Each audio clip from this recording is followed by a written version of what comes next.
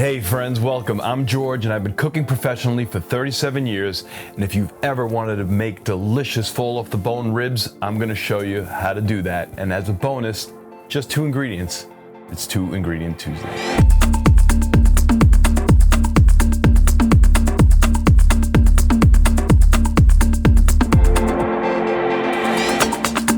Let's get that barbecue up to 500 degrees Fahrenheit or 260 degrees Celsius. I am a big fan of Berkshire pork, and after thoroughly washing your ribs and patting them dry, line an aluminum pan with parchment paper and lay your ribs on top of it. Maybe you have your own personal favorite rub. That's great. Use that one. I use this.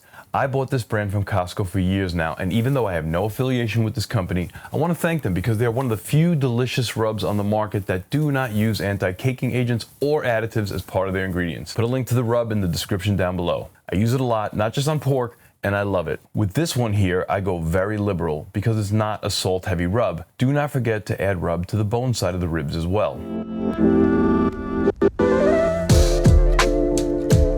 Put the tray in your barbecue for 20 minutes so we can get some color on those ribs.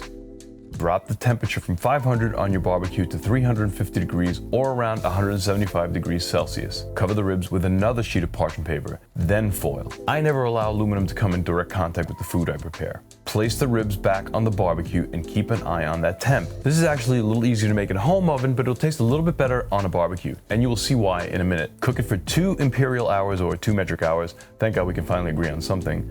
2 hours should do the trick, especially if you have kept that temperature consistent. Remove the foil and the parchment paper and then put it back in the barbecue uncovered for another 20 minutes. This tightens up the ribs.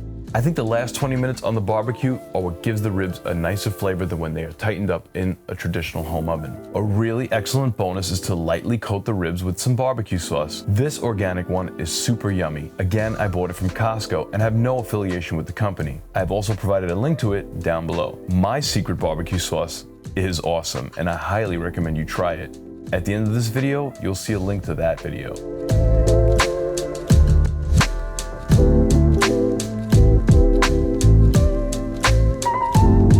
These ribs are so moist and tender and they come out perfect every single time.